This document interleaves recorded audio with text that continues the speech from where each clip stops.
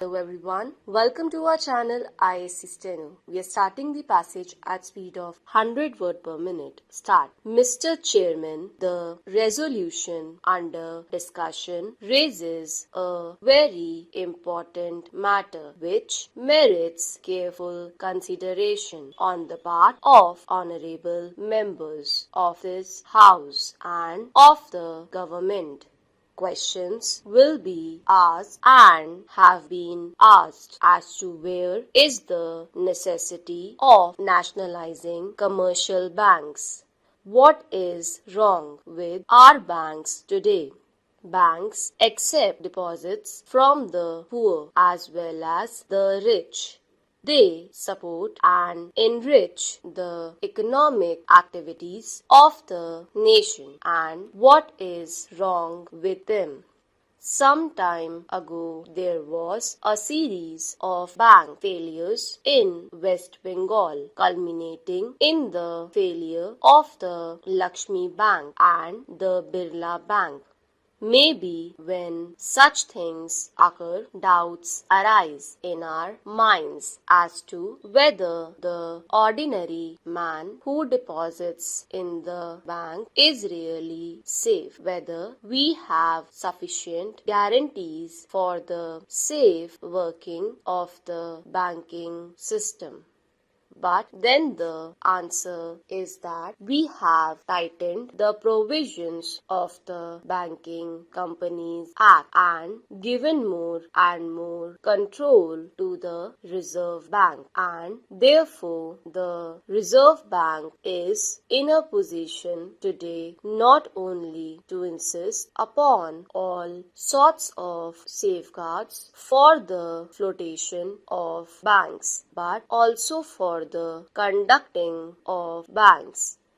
It has the powers of supervision, control and direction, and therefore, as the honorable members were saying, banking today is far safer than it ever was.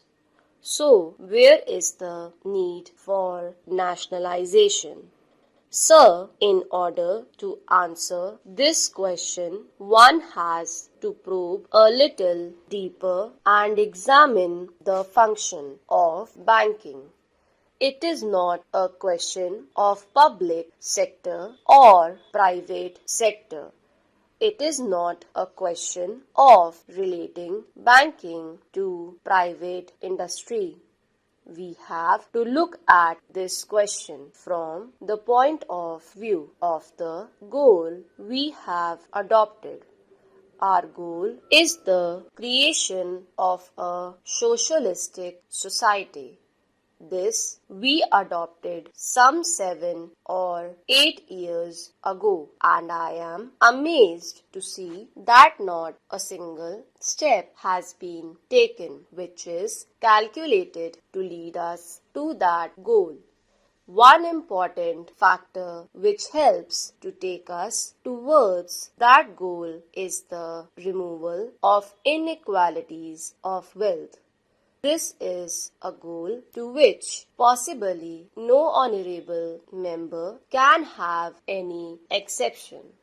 If we have to remove inequalities of wealth, then we have to remove the opportunities which create concentration of wealth. Now, I wish to show that these commercial banks do help in the concentration of wealth.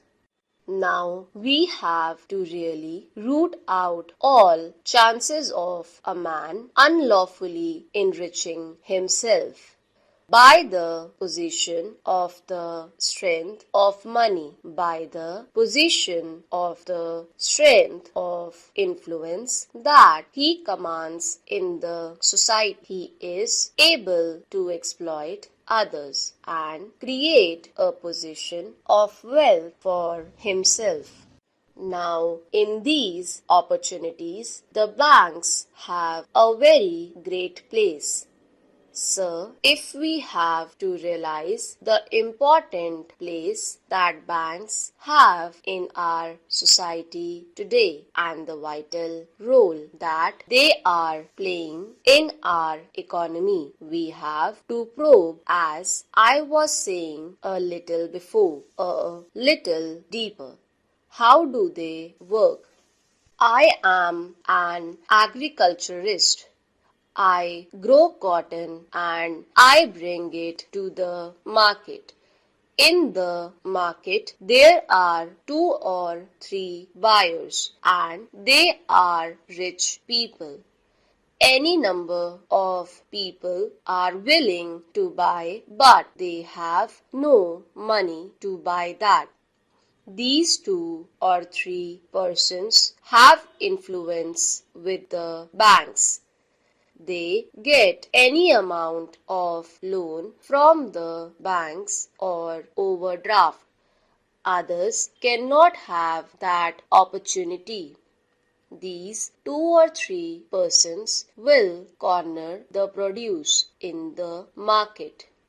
They do not depend it when there is a lot of produce, and they make the produce rot in the market until at last the peasant is tired out, and then they will dictate the price in spite of the government's regulated market. They will have to sell at the price dictated by these 2 or 3 purchasers. I have this experience myself. We started a cooperative society, the Consumers and Producers Cooperative Society, of which I was the president.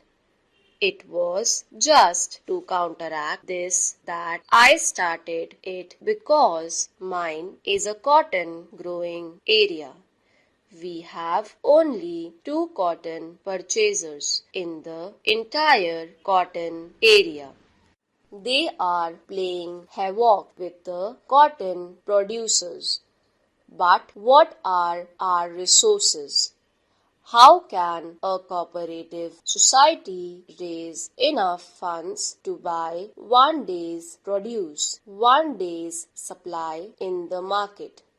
No banks lend me because I have no security to offer and I have no influence with them. These 2 people can do anything with the market, and that is going on today in spite of our regulations. What I say with regard to cotton applies with regard to oil seeds. It applies with regard to every commodity that comes to the market. Now, this has an indirect effect. If I am able to corner the oil seeds today because I can export them with the help of my money, then I am indirectly raising the price of oil seeds at home. So every man will have to pay a higher price. Stop.